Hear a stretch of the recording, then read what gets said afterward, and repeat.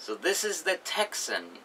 So before this begins, I want to apologize for appearing with facial hair on. It's just, I haven't been shaving lately, so you're going to appear with facial haired me as I talk for this Ray Donovan episode. And this is the Texan. So we begin the episode with Ray dropping off the money for Cochran, but during his trip, he winds up seeing an old man inside the ICU department of the hospital. It turns out that's Juliet's father, a former work person he used to work for. You want to know the details about that, see the past 3 seasons to find out details about that, or just see the past episodes, because practically he might have gotten injured in those episodes and he just might have forgotten about it.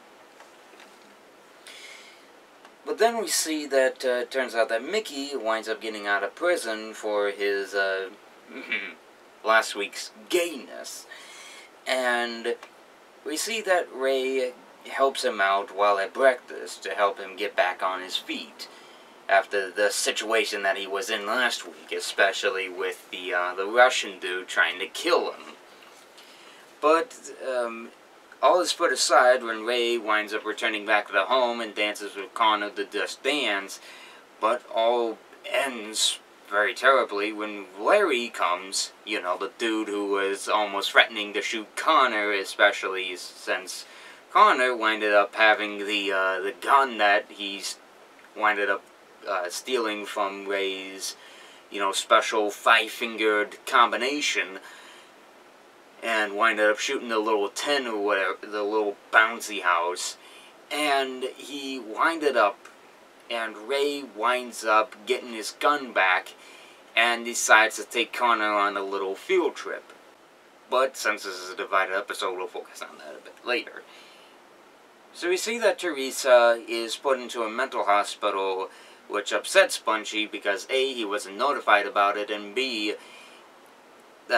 this is the person that put him in this place turns out to be the formal, I would say, is her formal boyfriend or one of her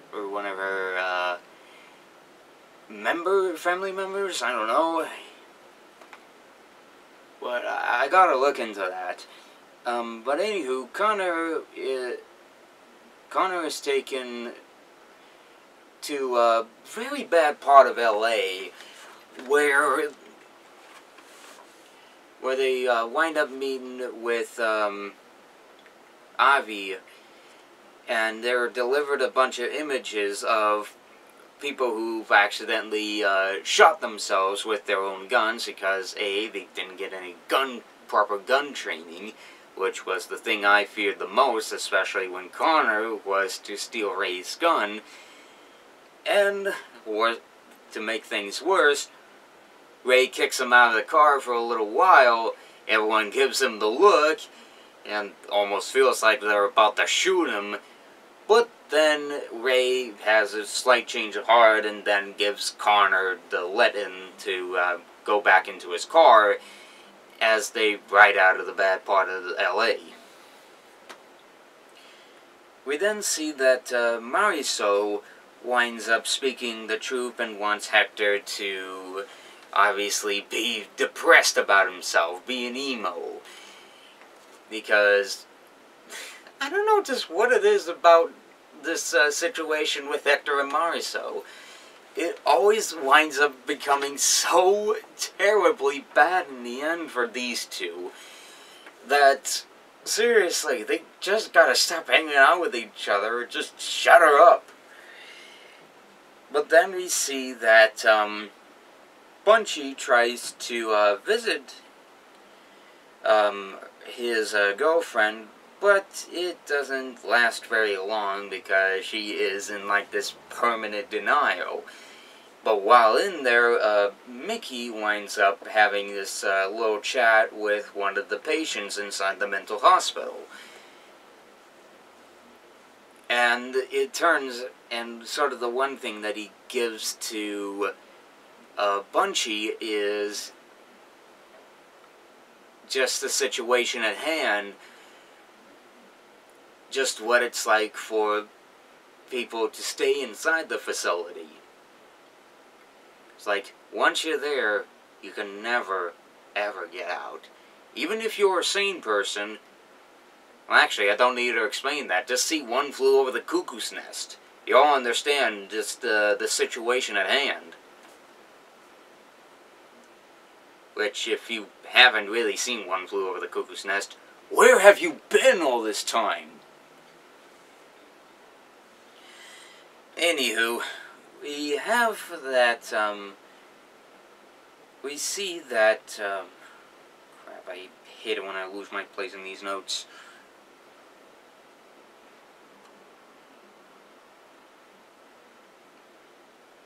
Here we go. Hector winds up going inside their, the Fight Club's bathroom, and, you know, like I said, he's acting all emo, and he's in, like, this permanent denial, and he just feels like he can't even fight anymore. He's in that state. But it's up to, Terry to... Well, actually, Ray wants Terry to at least motivate him, try to get him to get out there and fight. But we'll see what happens from there, see what the situation has in store for our characters here. Then we see that Abs and Connor have a little bit of a chat with each other about what the situation was and just how their lives differ between each other, and especially how Connor is just feels as if he just like he's just been left out of all of this. You know, just because it's that he was born in like another state, he wasn't born in Boston, and like Ray and Abs were like these two married couple, and Connor just doesn't feel like he doesn't feel like he's very special at all. And he just wants to be part of the, what he calls the mob of the family. Like, he wants to know how to use firearms. He wants to know how to be tough and rough like Ray is. But he's got to learn how to tame it, how to be easygoing. And at least how to know, well, actually, it's sort of like Fallout, you know? Like Fallout 4. How to be special. How to use your strength, your persistence, your luck, all that. So if you know that, then you know how to use all that in real life. That's kind of the situation for, you know, Connor, especially if he wants to be like in Ray's gang or whatever. But I'm getting off topic here, so let's move it on further. So we see that, that Ray's main private investigator, investigates Stu PC, and I just realized that U-Born actually exists. But it doesn't last long, as she sends this, like, bogus FBI, you know, fake warrant on the PC saying, if you want to continue doing this and that, you gotta pay $200. Which essentially freezes your PC. Which is like, I've heard some, like it's some kind of warrant or something like that. Hackers could do it. I only heard. So, anywho, as the situation gets tougher and tougher, Ray winds up coming over to Stu's place to figure out what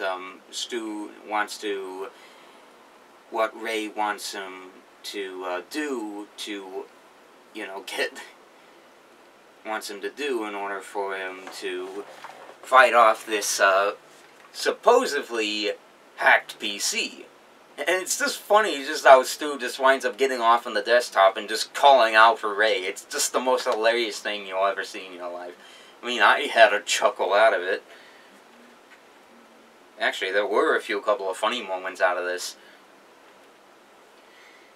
But then we see that, that Abs lets Connor in on her cancer situation while he's at a firing range. And of course, she doesn't want Connor to tell Ray about her taking Connor to a firing range, otherwise he's dead. Which, of course, they both promised to each other that they wouldn't tell Ray about it.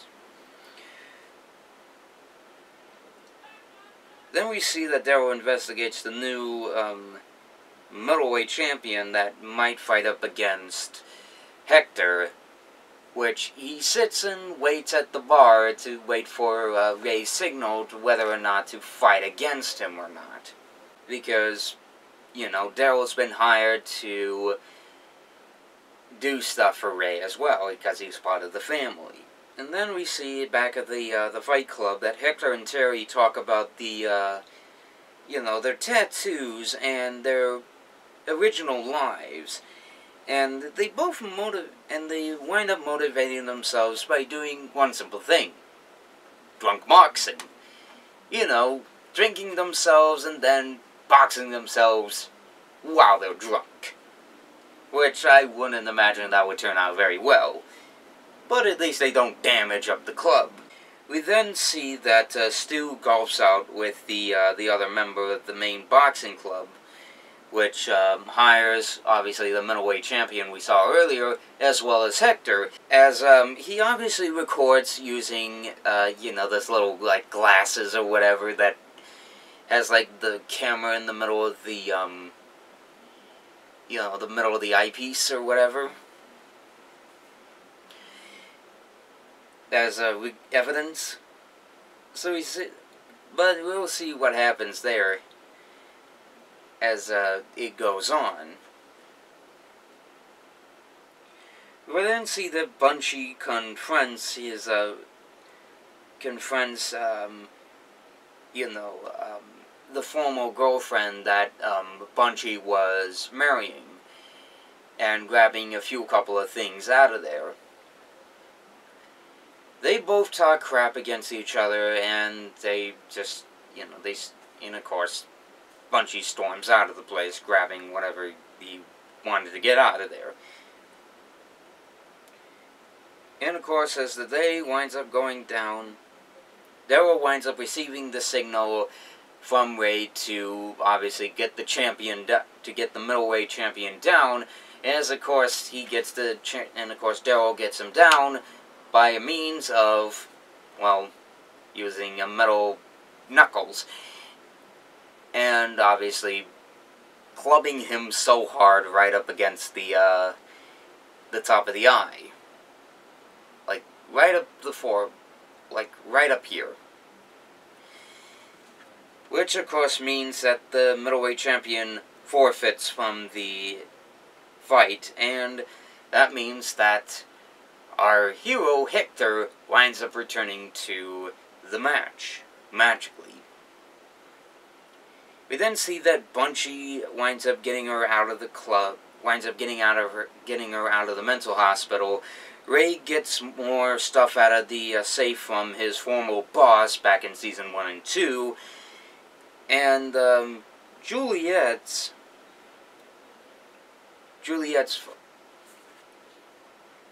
gets more stuff from the fate. Sorry, let me say that properly. Gets more stuff from the fate, gets more stuff from the safe, but unfortunately, Juliet's father isn't there at the ICU building. Which means he's gone somewhere, or, probably another fact, he's passed away. Which is another sad thing to see of this show. It's like it's going goat on us. Which I'm not saying this show is a goat. I'm just saying that HBO, their original series, Game of Thrones, and it's just what I call Game of Thrones. It's goat. Which is not a bad show, it's just my short pronunciation of the show. Yeah, he's not even included in my short pronunciation. It just made sense. After that happens, we see that Munchie drives out to Nevada to get Mickey's girlfriend out of the casino where Prim is keeping her, which we'll probably be seeing in next week's episode, and Ray comes in to have a chat with Connor about, obviously, Mick, and to apologize for the situation at hand, and just tell them what their lives were like, and just how they just want to keep things for Connor and Bridget. And right from there, that's where the Texan ends. The Texan, I believe, was this rivaled Walk This Way as a better episode. Like, it almost tried to beat it, but it was this close. It was almost this close to being being number one. I just loved it. I mean, sure, it was weird just seeing Ray talk about it and then the episode abruptly ending, but I just love the way that the episode was just like, yeah, just seeing those grotesque images of just seeing Ray, or just seeing those kids just accidentally shooting themselves with with whoever the owner's guns were, and then this Ray apologizing to Connor about just what happened today. That was a good episode. That was really one of the few episodes I probably will see again if I ever get the chance to see it, or at least have the chance to actually marathon the episodes. Probably one I will see again and almost rivaled that of Walk This Way, and I actually did like it. It was pretty good for a Ray Donovan episode for season 4. And there's just a couple of more to go until season 4 ends, and wow, I just can't believe I made it this far in August, and all of June and July and all that. So, if any of you saw Ray Donovan and saw the Texan, what did you think of the episode? And before I go, I ought to remind you, I'll be off in Canada doing convention vlogs. If some of you, or at least all of you, my 2,000 subscribers, watch this channel at all, you know for a fact that I, in fact, do the that I do convention vlogs. Whether it be Forever Free Northwest, or obviously this con coming up, BronyCan. I'll be vlogging my experience at that convention, which is up in Richmond, British Columbia, and since the episode's next Sunday, I don't know whether or not I will be able to view the episode next week, because it's just because of the fact that I'm a long distance away from my receiver. I'm like, 200 miles from Canada, and like between the con and here, and it's just, it will be probably a while till I be able to actually talk about the Ray Donovan episode. And besides that, my schedule is just, I'm leaving on Thursday, and I won't be back here until Monday, which is probably the time I'll be talking about the new MOP episode. So, just keep that in mind. I won't be here when the new MOP episode and the Ray Donovan episode happen as they air. I might be able to get an initial opinion out, but not a full vlog, as they consistently happen. So, that's probably why you won't be able to see a new Ray Donovan vlog right on Monday or something. So, just a little bit of a heads up for you. And with that in mind, I hope you enjoyed this episode, and hope to see you guys whenever the time slot I have for next week for the new Ray Donovan vlogs and for an all-new season of released an all-new episode of Con Vlogs, Brony Can Edition. So, see ya.